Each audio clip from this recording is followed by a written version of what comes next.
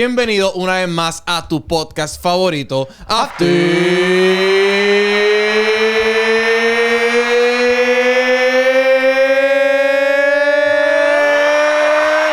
Market.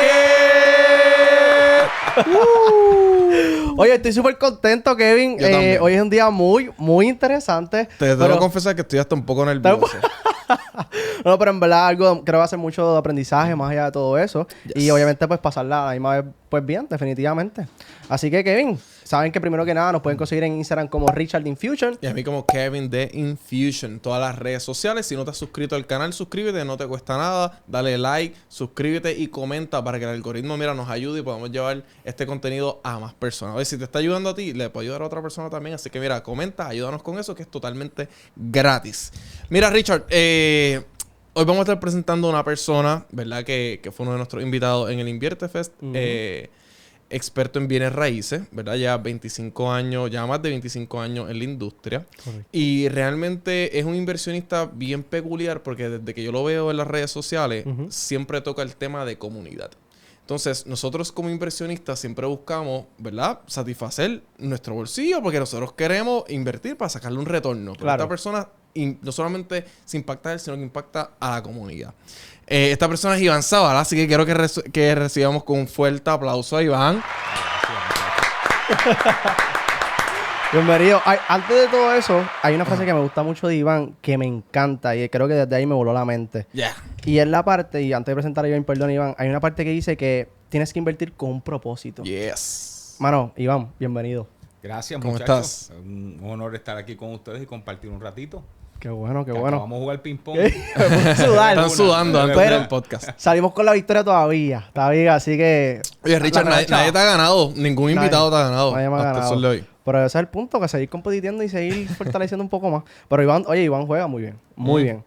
Así que nada, Iván, primero que nada, gracias por el tiempo una vez más por estar ahí con nosotros. Fuiste speaker de Invierte Fest, la pasamos súper brutal. Mucha gente, wow, tu presentación fue increíble, así que gracias por eso y por tu tiempo una vez más.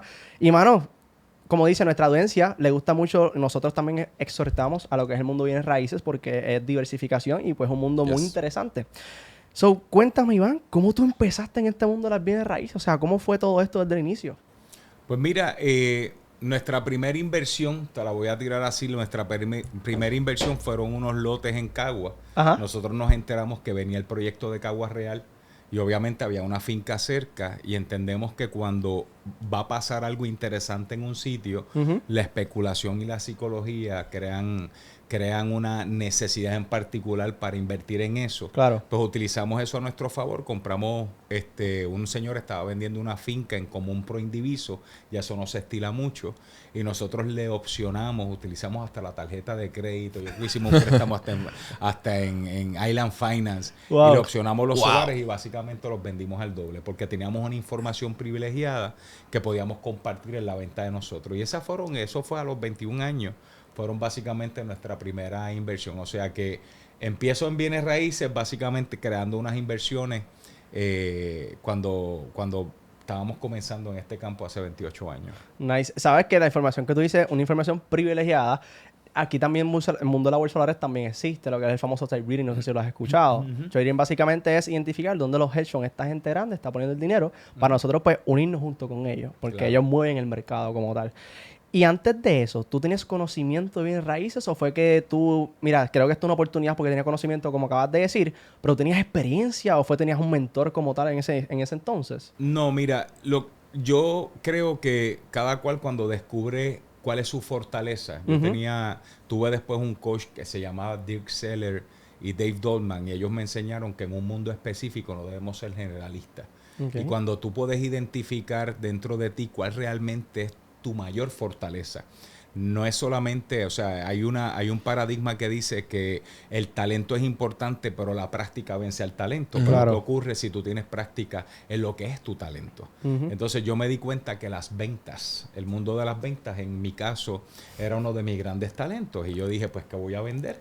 Claro. ¿En qué profesión voy a comenzar a vender para realmente poder generar una riqueza? Y sobre todo, que era una de mis misiones desde el principio, alcanzar una independencia financiera. Y dije, pues qué mejor que vender bienes inmuebles, comprar y vender. Claro. O sea que nace de cuando tú vendes, tú puedes vender lo que sea. Tú vendes acciones, calentadores solares, productos, servicios. Pues eso fue lo que me motivó a entrar a los bienes raíces y obviamente ahí hice clic inmediatamente con el mundo de las inversiones. Nice. Y hablando de venta, para no sacarle ese hilo, ¿tú crees que toda persona debería aprender de ventas? La venta es una responsabilidad moral que debemos tener todos los empresarios, porque tú siempre estás vendiendo algo. Tú te estás vendiendo a ti mismo, estás vendiendo tu proyección, estás vendiendo tu idea, tú estás negociando todo el tiempo, ya sea con tu esposa, con tus hijos, con tus padres, tus compañeros de trabajo, y la habilidad que te provee ser el vendedor te va a dar un added value en cualquier profesión que tú vayas a llevar. Ya, te digo esto porque muchas personas todavía, el sueldo hay personas que escuchan la palabra vendedor y ya tienen como se asustan o dicen, esta persona va a cogerme de bobo, un ejemplo de esta manera. La realidad es que no es así. Yo pienso que los vendedores para mí, ¿verdad? Y como estamos en el departamento de ventas, son personas para ayudarte en tu camino. Tu meta es esta, pues como yo soy tu guía para que tú alcances tu meta. Claro. ¿Está bien? Y definitivamente comparto contigo que toda persona o empresario debe de aprender de venta, porque es algo sumamente necesario, porque todo el tiempo nos estamos vendiendo constantemente, o te están vendiendo a ti o algo, cualquier cosa. Sí, si tú dominas las ventas, dominas muchas cosas, muchas áreas en tu vida, pensaría yo. Nosotros tenemos, no es un debate, pero una conversación que tenemos normalmente en la oficina de si tú coges a una persona que pues, se educa, ¿verdad? Tradicionalmente en la escuela, en la universidad, bachillerato, llega a doctorado, y coges a una persona y le enseñas destrezas de venta,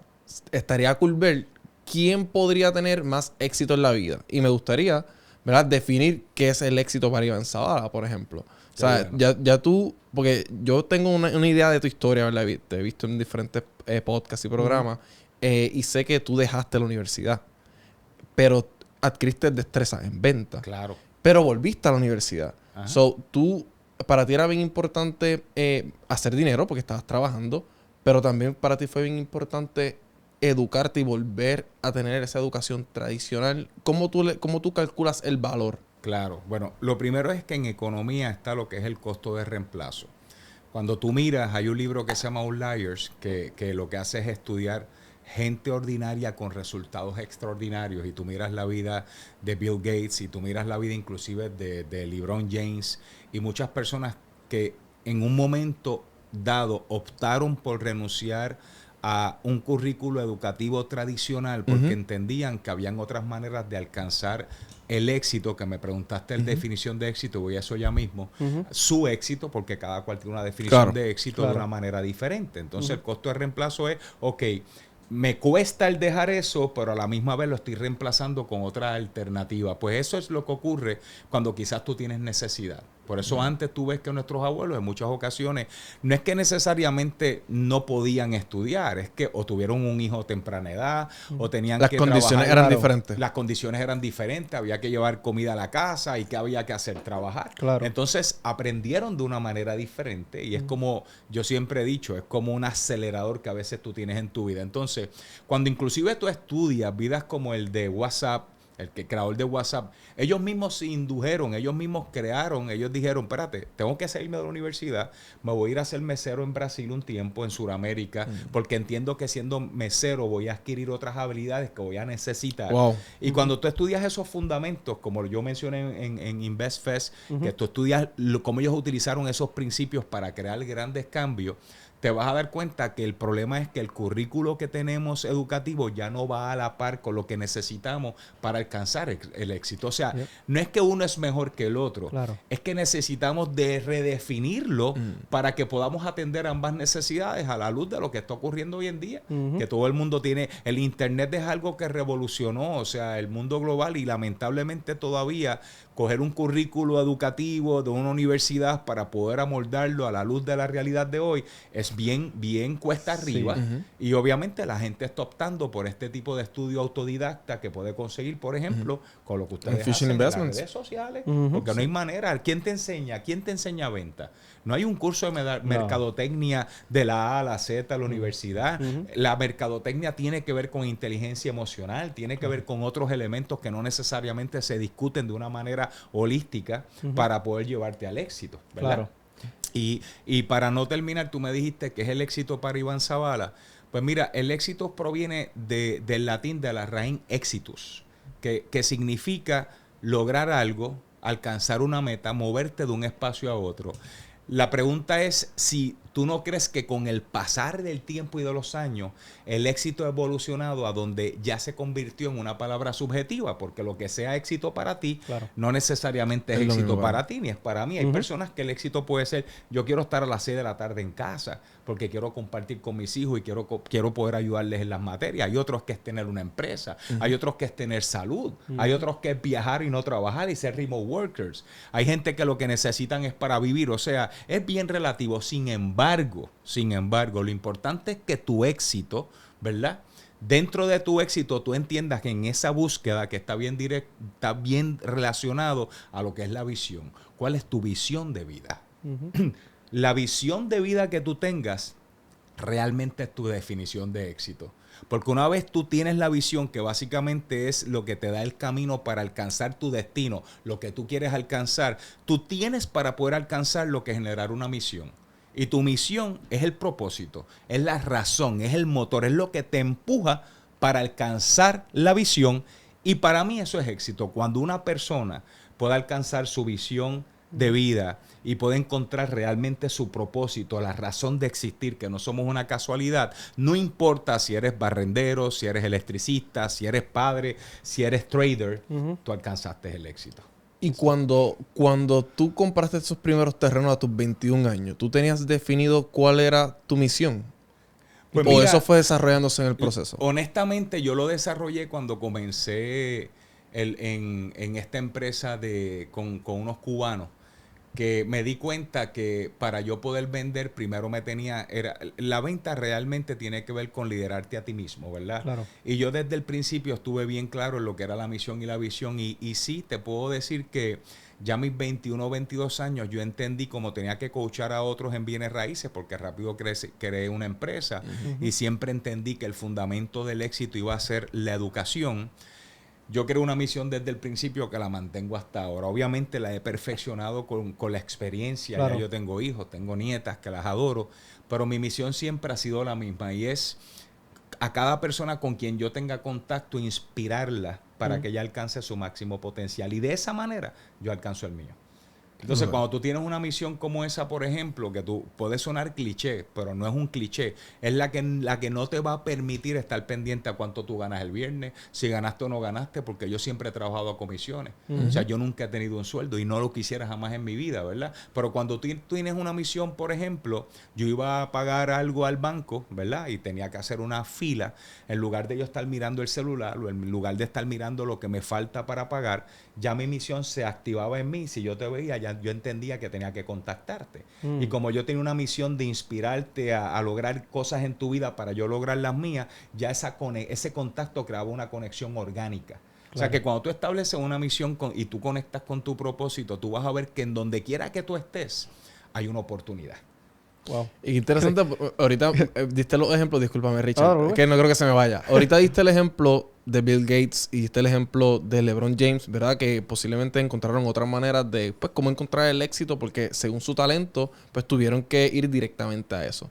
En tu caso, tú te volviste un duro en real estate desde los 21 años. No cualquier persona a los 21 años estaba pensando como tú estabas pensando en ese momento. Yo a mis 21 años estaba pensando en trabajar, en estudiar, en cosas bastante de mi edad. Pero yo me pongo a pensar a mis 21 años, ¿qué compañero o amigo ha comprado una propiedad o ha comprado algún terreno o haya hecho eso que tú hiciste? Y realmente no me viene nadie a la mente. De verdad, te pregunto esto porque... mira, se me fue. Se me fue. Esto es en vivo, corillo. Se me fue. Quise ponerle una pregunta muy, muy difícil, pero discúlpame.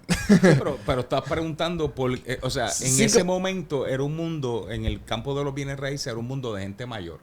Entonces, ¿de dónde nace quizás esa visión desde el principio de meterme en los bienes raíces? Ya tengo la pregunta. Tiene que ver con la visión. Pues adelante. Sí, lo que te quería preguntar era que, o sea, esa misión y visión que tú tenías, así como LeBron James encontró el baloncesto para conseguir el éxito, tú conseguiste las bienes raíces. Eso es lo que te quería preguntar, porque tú te volviste un duro bien joven, a los 21 años. Entonces, ¿cómo tú identificaste eso? O sea, tú dijiste, ok, tengo 21 años, he comprado mis primeros terrenos, pienso que mi visión y misión y visión de vida lo voy a impactar junto a las bienes raíces. Y por eso todos tus proyectos que hemos visto, las diferentes empresas que tú has hecho, que quiero que me las compartas, tienen que ver con cómo las bienes raíces pueden impactar la comunidad. Esa era mi pregunta. Y discúlpame. Claro. Bueno, tiene que ver... toda la vida va a tener que ver mucho... Vuelvo y te repito. Cuando tú redefines tu visión de éxito que está acompañada a tus valores, pues eso tiene que ver mucho. O sea, yo fui criado en una plaza... Yo fui criado en Calley, pero al lado de una plaza pública. Y con mi abuela que tenía 21 hijos y me iba los fines de semana. Wow. O sea, yo pude vivir lo que se vivía antes en Puerto Rico. Yo soy, o sea, don't get me wrong, yo amo a Puerto Rico. Yo pudiera estar haciendo inversiones fuera de Puerto Rico, pero yo entiendo que Puerto Rico necesita gente como nosotros para echarlo para adelante. Yo pude vivir la época dorada cuando ya se estaba marchitando a plata y a bronce de los centros urbanos. Cuando tú tenías lo que era Kodak, la Sidreña de Ton, tenías Crest, tenías todas estas tiendas, ¿verdad?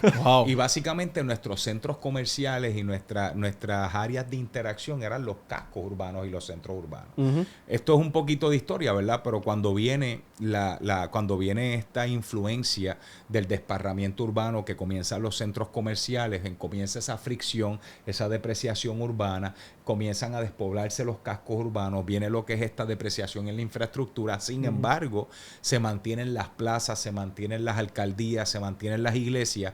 Y yo creo que todos nosotros como puertorriqueños añoramos a que esas repoblaciones urbanas y que, vamos a ser bien honestos, ¿verdad? Y don't get me wrong, porque todos son tipos de inversión que debemos hablar de eso. Claro. Pero realmente, ¿a ti te gustaría ir más a un sitio lleno de tiendas con aire a comprar o te gustaría ir a un centro urbano donde esas mismas tiendas estén y tú puedas disfrutar de lo que es la autenticidad municipal y del barrio y la comunidad? Definitivamente. ¿Verdad que sí? Sí. Claro. Pues eso es algo, eso es un propósito personal que tenemos. Y para poder lograr eso, pues obviamente tenemos que conocer lo que es Impact Investing, tenemos que tener sensibilidad con la comunidad reside allí, porque tú no vas a hacer cambios que lo afecten para aumentar su calidad de vida. Hay que trabajar con la infraestructura y hay que tener un propósito. Y en el caso de nosotros, aparte del propósito, hemos descubierto dentro de este mundo inmobiliario que básicamente hemos hecho inversiones en todos los tipos de instrumentos que hay. Hemos descubierto que nosotros revertimos la ecuación. En lugar de buscar un retorno inmediato, un rendimiento, un IRR, whatever you name it, nosotros entendimos que cuando tú buscas impacto social, automáticamente y de manera orgánica hay una apreciación acelerada en la inversión que tú haces. Entonces es bien diferente a lo que ustedes hacen. Hay una gran diferencia entre la bolsa de valores y los instrumentos de inversión en bienes raíces. Por ejemplo, en la bolsa de valores tú sabes que tú tienes instrumentos de inversión que tú puedes dar un palo y mañana duplicar tu fortuna y de momento salen las criptomonedas, como tienes inversiones de menor riesgo, inversiones estables a corto plazo. En los bienes raíces no es necesariamente de esa manera, pero en principio sí. Tú puedes tener inversiones que en varios meses puedan dejarte tu principal.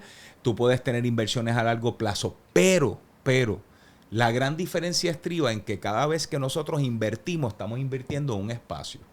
Y en ese espacio creamos vida. Y en ese espacio se crea un desarrollo económico. ¿Y cómo tú calculas eso? ¿Cómo tú calculas? ¿Cómo tú lo calculas? Bueno, ya con el pasar de los tiempos, que uno va aprendiendo, uno conoce entonces estrategias de inversión donde tú puedes crear una apreciación acelerada de capital en tus activos, donde tú puedes básicamente duplicar y triplicar el valor en un periodo de 3 años. O sea, tus 100 se pueden convertir en 300. Sin embargo, entendiendo que la fórmula es impacto social. ¿Ves? Entonces, sí, eso es como el plus. Es que sin eso si no hay propósito en tu inversión, pues lo puede hacer cualquiera. O sea, hay muchísima gente vendiéndote cursos de cómo hacer. Mira, compra en Income Properties, genera. Eso lo puede hacer cualquiera. Quiero hablar de esos temas Tú va a vas a estar YouTube bueno. y tú ves cómo flipear y cómo hacer esto, pero cuando tú entiendes que esto es como la bolsa de valores, Claro. que cada proyecto tiene su estrategia, su rendimiento Sus y su características. riesgo diferente, y tú puedes entonces, ¿ustedes se acuerdan de Monopolio? Claro. El monopolio tiene una razón de ser. Le faltó una segunda parte que es la que nosotros descubrimos, que es el impacto social. Wow. Qué brutal. Y voy a una pregunta a eso. Y vamos por esa línea. Tenía otras preguntas, se olvidaron, pero más adelante las hacemos. Sí. ¿Cómo tú identificas que tú vas a un lugar, un ejemplo, que el resultado es un impacto social? Pero ¿cómo tú defines esto es para un restaurante?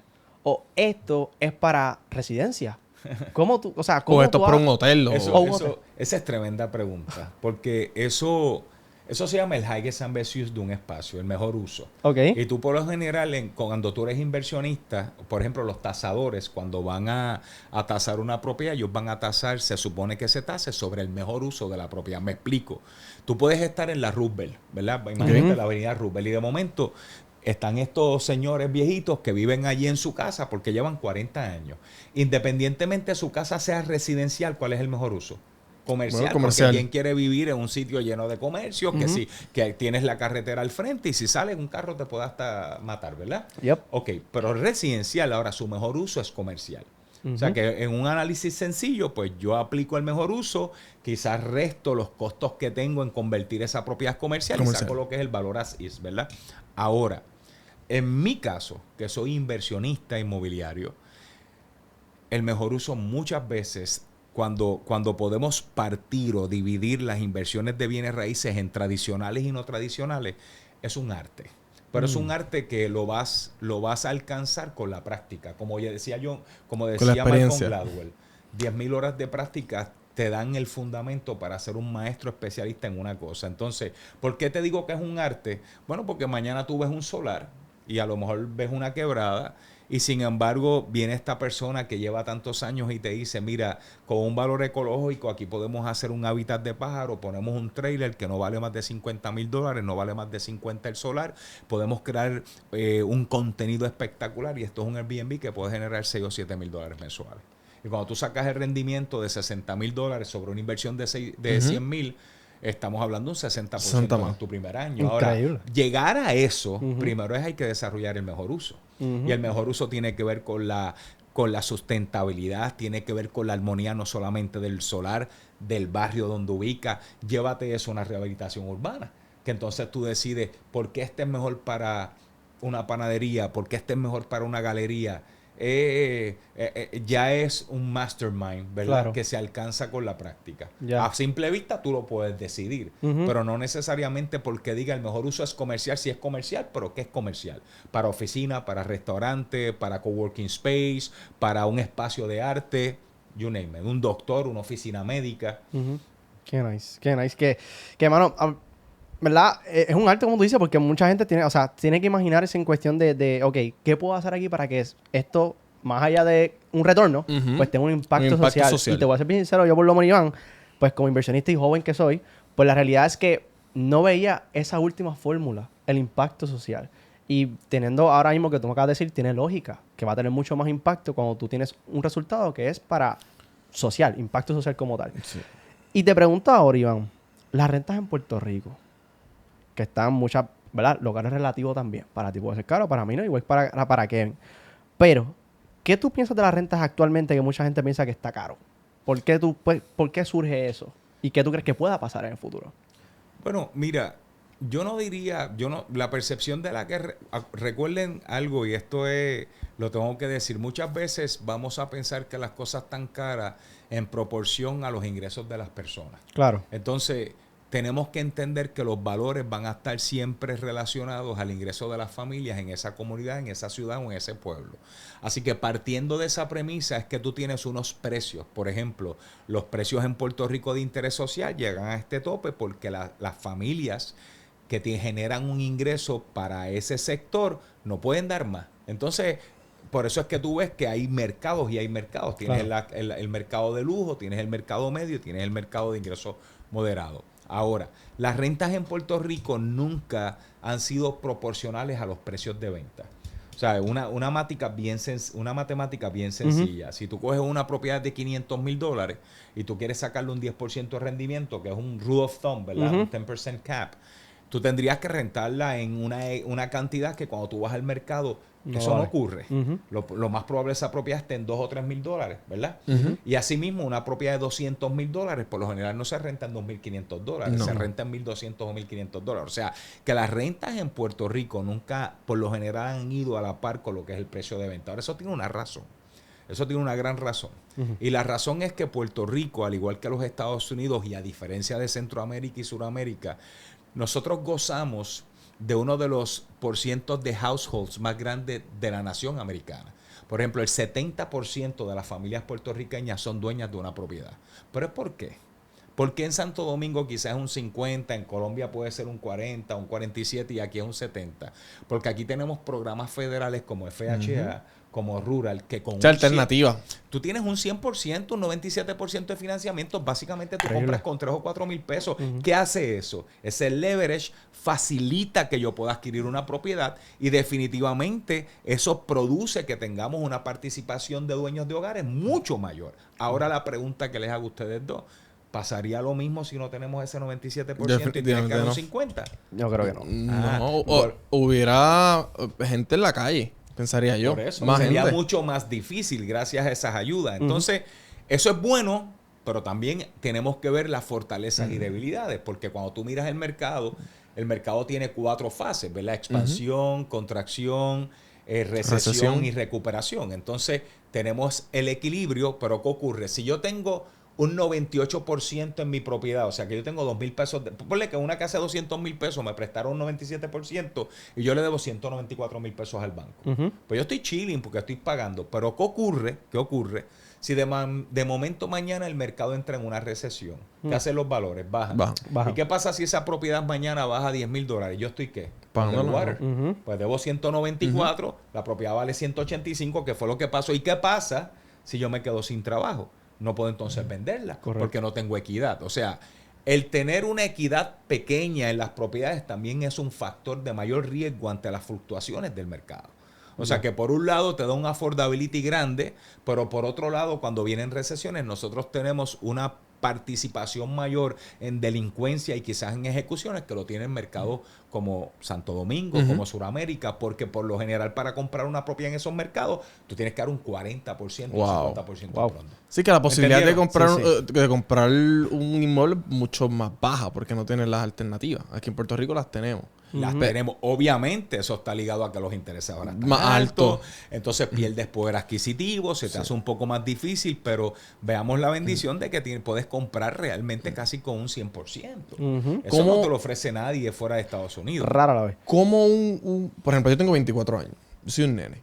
Y a mí me encantaría comprarme una propiedad. Y estoy en esos trámites. ¿Cómo yo puedo ser más competitivo a la hora de ir al mercado y tener buena oferta? Te pregunto porque, por ejemplo, yo he visto casas y cada vez que voy a comprarla y ofertan por encima de mí. ¿Cómo yo puedo ser más competitivo? ¿Qué alternativas a una persona de mi edad?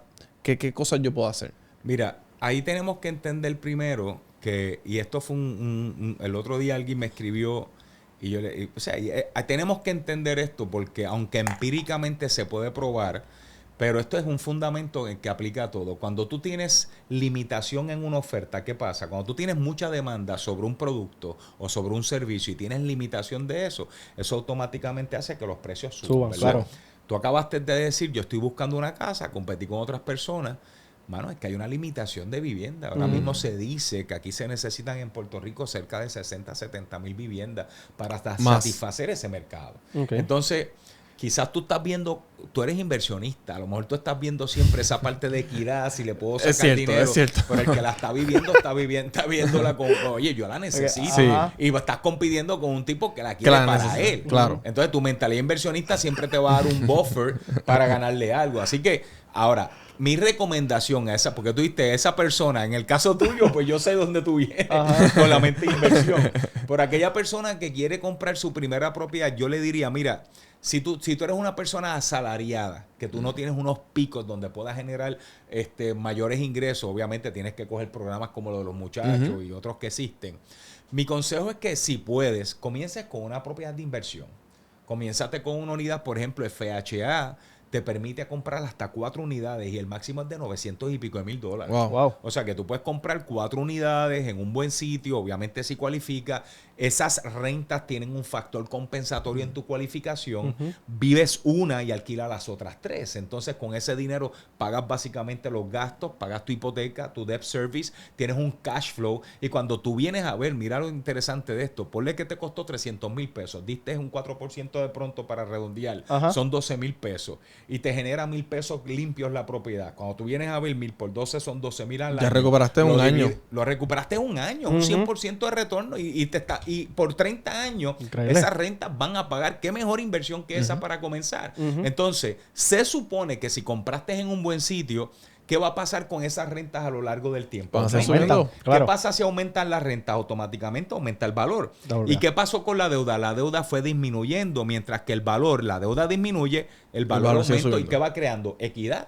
Ya con esa equidad yo puedo después ir a un banco y decir, o refinanciamos o damos una línea por esa equidad para utilizarla entonces para otra inversión y podemos crear un plan de inversión sin tener dinero. Ya. O sea, Claro. es una recomendación que quizás yo le daría a esa persona asalariada que no tiene mucho dinero inicial. Yo te he escuchado decir no sé si fue en un podcast o te he escuchado decir Invierte que no, o Invierte Fest, Sí, que no sí. eres muy fanático de refinanciar. Sí. ¿Por qué? Bueno, lo que pasa es que cuando tú haces el modelo y la proyección de una unidad, tú la haces por el rendimiento que te está dando. Entonces, no es que no soy partidario de refinanciar, es que muchas veces refinanciamos para tener un cash out. Entonces, te doy un ejemplo. Cogí esta propiedad, me está generando como la que te acabo de decir ahora. Y te genera un 100% de rendimiento. Viene esta persona a los 5 años y refinancia la propiedad y baja su rendimiento un 20% porque cogió 40 mil pesos. Pero entonces, si ya tú bajaste, dije un 20, puede ser que la bajaste a básicamente un 5%. Entonces, si tú refinancias para aumentar el riesgo de un proyecto que inicialmente no lo tenías, tienes un problema porque tú tienes que entender que estamos en un ciclo que si mañana no alquilas esa propiedad, tú tienes que sacar dinero para pagarla. O sea, ahora, si yo refinancio para bajar el pago, ¿verdad? Sin que aumente el término de la deuda, porque acuérdate que todo tiene que ver con tu visión. Si mi visión es retirarme a los 55, 60 años para que todas mis hipotecas tengan un end period de esa manera, yo no voy a estar refinanciando para los 80 años. No, tener la salda lo antes posible. Tenemos que tomar todas esas variables para yo ver si realmente, porque hay otras alternativas. Está la alternativa de utilizar esa equidad contra una línea de crédito y quizás esa línea de crédito es la que empiezo para crear un flip en propiedades y no necesariamente la voy a utilizar por una propiedad de inversión. Claro. O sea, hay que verlo caso a caso, pero refinanciar yo no soy partidario de refinanciar una propiedad a menos que me baje el pago y mantenga el mismo término. Si voy a aumentar el término y la realidad es que cojo un cash out, pero mi inversión que me deja un rendimiento un 30%, se achicó un 7%, Sí, todo depende de tu plan. pues ya no quisiera para esa inversión, tú sabes. Ya. Básicamente, para las personas que están viendo, cuando dice línea de crédito, es que ponen el colateral de la propiedad correctamente y lo que va a la propiedad lo usan como crédito. Claro, porque la propiedad es como un cuadro. O sea, hay una falsa concepción de gente hablando por ahí. Vuelvo y repito, cada propiedad hay que verla como instrumento de inversión. Entonces, ¿qué yo busco? Cash, ingresos residuales, retirarme, pues tiene que haber una combinación de instrumentos de inversión.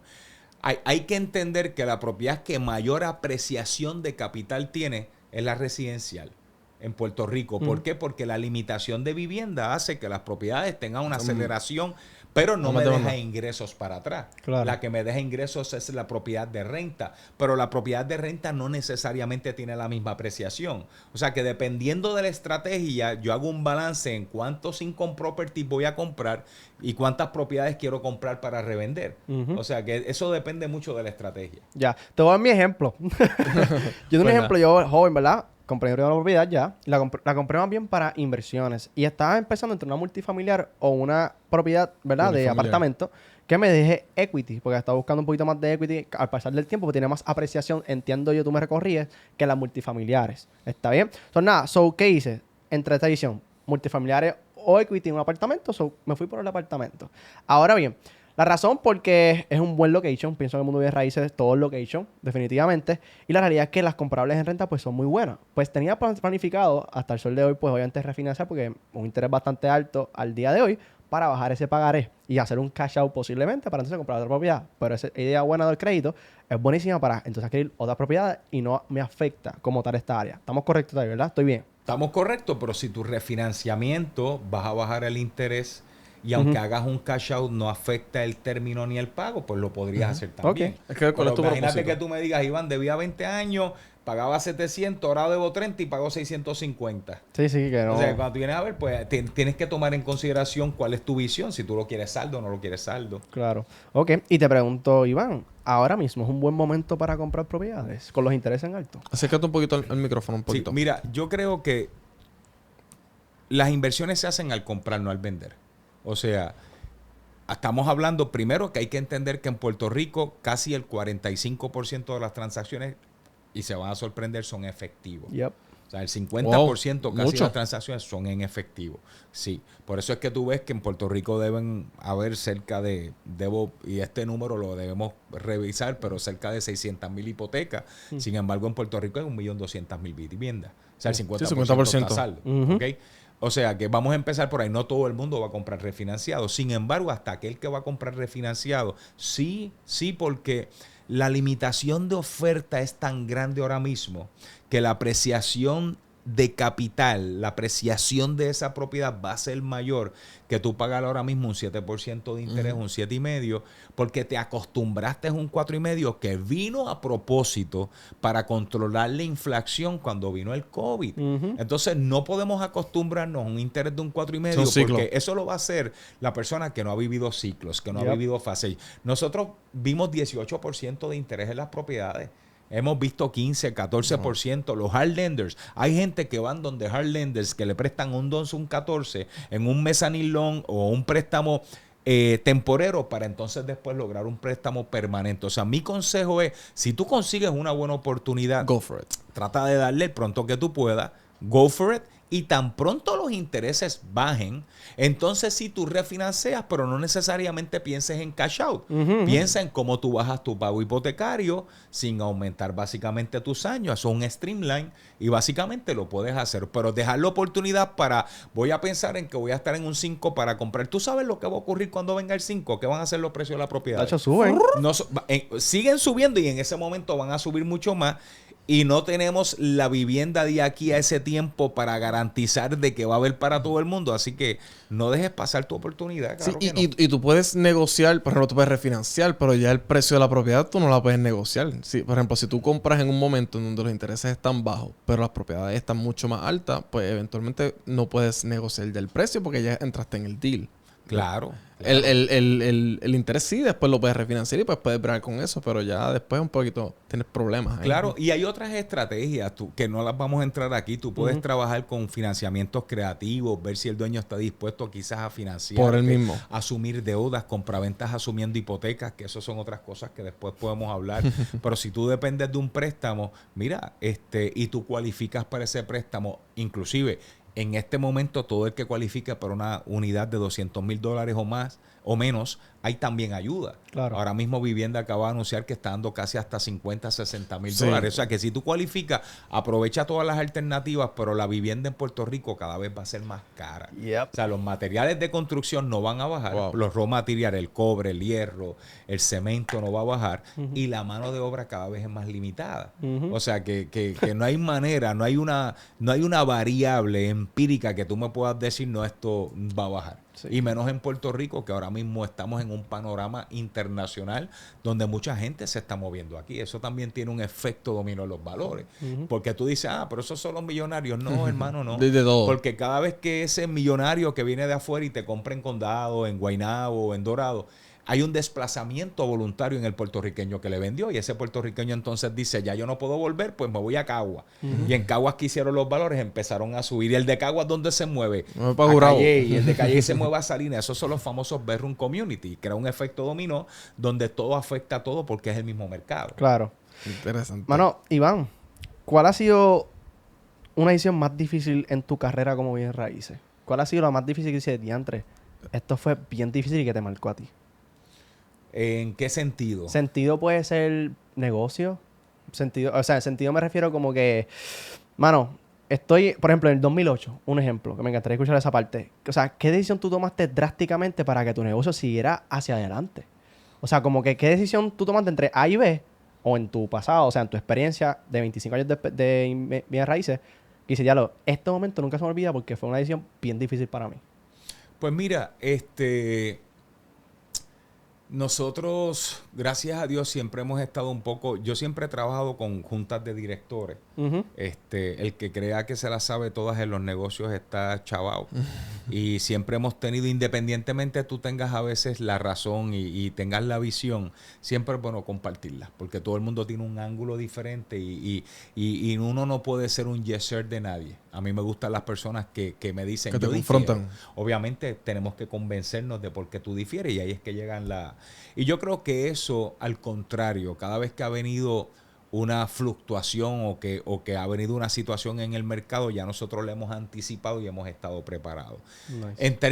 En términos no cualitativos, no cuantitativos, quizás, y esto pues, ¿verdad? Quizás es duro decirlo, pero el empresario es como, en cierta manera, es como la política. Ujú. Me explico. Pueden haber políticos buenos, Claro. ¿verdad? Pero cuando tú hablas de política, por lo general pues, se te nubla la mente. Entonces, cuando tú estás creciendo, lamentablemente, el éxito se convierte en algo donde mucha gente te va a emular, te lo va a agradecer, pero hay gente que no necesariamente pasaron por lo que tú pasaste porque quizás estudiaron y las peores cosas que tú puedes tener en tu corazón es la envidia. Entonces, el éxito básicamente te va a crear dos adeptos. La persona que quiere emularte, pero la persona que no necesariamente te quiere emular. Y eso nos pasa a todos los empresarios. Entonces, no es que es lo peor, pero nosotros tenemos que entender y desarrollar un ADN corporativo y personal para entender que en este mundo del éxito tú vas a tener personas que van a querer lo mejor para ti y no necesariamente lo mejor. Y en ese sentido, pues, cómo nosotros nos preparamos para trabajar esas fluctuaciones y mantenernos sabiendo que existe de todo la viña del Señor, ¿verdad? Es bastante importante. Pero mira, yo creo que te quiero compartir esto. Una de las cosas que a mí me ha ayudado mucho, por lo menos en las empresas, pero en los proyectos, es que cada vez que tú hagas una inversión, tú tienes 3 elementos que tú tienes que preceden a hacer una inversión inmobiliaria. Primero, que sea legalmente viable, que sea físicamente construible y que sea económicamente el negocio viable también. O sea, esas 3, económico, físico y legal. Pero yo le añadí 2. Aunque cuando yo voy a un negocio bastante difícil de riesgo, yo voy por las tardes o por la noche, aunque tú no lo creas, yo voy y lo toco. Cuando yo me he metido en negocios que me quedan grandes, que yo digo, diablo, yo estoy bien loco si me meto aquí, brother, porque, Señor, yo voy y lo toco, brother, y se lo encomiendo al Señor. Y le digo, Señor, si es de bendición, tráelo, y si no es de bendición, no es para mí. Y segundo, está lo que se llama el gut feeling. El sexto sentido ahí. Hay un libro que se llama Blink, que es cómo tú puedes desarrollar esa habilidad de ver algo en un parpadear de ojo y decir esto funciona o no funciona. Esa es la experiencia que tú tienes, por ejemplo, en el trading. Que muchas veces tú puedes ver una acción y a veces no te hace ni sentido y tú dices, pero es que algo me dice que esa es la acumulación de tu experiencia práctica de tantas horas que va de las 10,000 horas. Y te dicen, boom, esta es. Y te lo digo porque yo tuve la oportunidad de ir a Egipto, visitar el museo de Tutankamen, que Tutankamen tenía 14 o 15 años, fue uno de los pocos faraones, esto es vida real, que asumió el poderío cuando tenía 8 o 9 años, que murió su papá. Pues el cuento largo corto es que en ese museo donde estaba Tutankamen faltaba una pieza y los curadores de la pieza pagaron 12 millones por ella. Wow. E invitaron, antes de abrir el museo, invitaron unos expertos. Y uno de los expertos, tan pronto vio la pieza, la escultura, le dijo que era falsa. Y él le dijo, chico, pero ¿cómo tú puedes decirme que es falsa si nosotros hemos hecho todas las investigaciones? Entonces Malcolm Gladwell dice en su libro que cuando tú llevas tantas y tantas horas, ese gut feeling, mano, ¿y sabes qué resultó? Que era un tipo que se dedicaba a coger las cosas, las ponía debajo de la tierra, hacía que se envejecieran y parecía una escultura que tuviera muchos años. Pero hubo una persona que de solamente verla pudo decir, aquí hay algo que no me cuadra. O sea, que esos 5 elementos. Y esos dos elementos de encomendarle las cosas, en el caso mío, yo creo en Papá Dios, ¿verdad? Y decirle, esto es para mí, esto está en mis valores, esto está en mis principios, si no, llévatelo. Y la segunda, mi gut feeling, aunque diga que es malo, pero mi experiencia me dice que hay algo, pues con esas 5 vas a tener menos desaciertos que aciertos. Nos pasa en el trading, Sí. nos pasa. A veces hoy mismo lo puedo decir, lo estaba tradeando y dije, esto no se me va a dar, me voy a salir. Exactamente. Me salí si no hubiera estado como $2,000 abajo. Sí, sí. Pero pasa. Pues nada, Iván, para terminar rapidito, ¿verdad? Tengo 2 dinámicas. Una dinámica, pero una es top 3 libros que recomiendas a las personas. Pues mira, hay un libro que aunque suena como DH de motivación, pero no lo es un librazo. Es Piense y hágase rico de Napoleón Hill. Para mí ese libro yo lo leí ya a mis 20, 21. Mis libros han sido mis mentores. Y la realidad es que Napoleón Hill ahí te enseña que lo que tú concibas hecho en tu mente lo puedes realizar. Es un libro espectacular. Y 2 libros que les recomiendo, yo aplico la psicología a todo, es Outliers y Blink, ambos de Malcolm Gladwell. Y te voy a dar un 4º libro. Hay un libro que te sensibiliza como ser humano, te hace conectar, se llama The Power of Now, el poder de la hora. Nice. Esos son 4 libros. Tus 4 mentores. Sí. Y obviamente yo trato de hacerlo todas las mañanas. Últimamente lo he inculcado. El libro que todo el mundo debería leer, que tú dices que es un libro que te enseña de empresarismo, de emprendimiento, de todo, pero es la Biblia. Si tú puedes leer un verso de la Biblia, tú vas a entender cómo la gente de antes, que tenía mucho poder, mucho más poder que los de ahora, llevaban su reino. Es una cosa espectacular. Nice. El libro de la verdad. Sí. Así que por último, Iván, esto es una dinámica de 6 palabras. Y te voy a decir la palabra y lo primero que te venga a la mente, lo dices. ¿Está bien? Vamos con la primera. Fracaso. Lección de vida. Equipo. Garantizar el éxito. Educación. El cambio interior para demostrarlo afuera. Comunidad. Puerto Rico. Reality. Mi primer bebé. Iván Zavala. Un luchador. Nice. Gracias, Increíble. Iván. Gracias a ustedes. Gracias por muchachos. participar del podcast. Corillo, algo que le quieras decir a la audiencia, algún plan que tenga, dónde te podemos seguir. Mano, que la independencia financiera es un derecho que tenemos todos. Que cuando hagamos una inversión, por lo menos en bienes raíces, tratemos de que tenga un impacto. Vamos a ver cómo el impacto que genere esa inversión va a producir mayores resultados en ti, y que nos unamos todos en este gran movimiento para que, en lugar de que nuestro patrimonio pase a manos extranjeras, se quede en manos puertorriqueñas. O sea, que si esta mentalidad la tuviéramos todos, nosotros no dijéramos cuando pasamos por una gran propiedad que representa un patrimonio, no, eso es de tal gente de Estados o de otros sitios, sino esto se quedó en manos puertorriqueñas. Brutal. Nice. Una última cosa, Iván. Tú, la última vez que tú has mirado hacia atrás y tú dices, mano, he logrado tantas cosas, ¿verdad? ¿Hace cuánto lo hiciste? O sea, ¿hace cuánto o todos los días tú lo haces? Y dices, mano, he hecho tantas cosas en mi vida que me siento satisfecho. ¿O cuál es la meta de Iván Zavala para terminar? O sea, como que ha hecho ¿Qué muchas esperamos de cosas. Iván Zavala? ¿Qué esperamos de Iván Zavala en 10 años? O sea, ¿cuál es la meta de Iván Zavala? Mira, mano, mi meta es, sin poder despegarme, en este caso, ya mis hijos están grandes, de mis nietas, que para mí es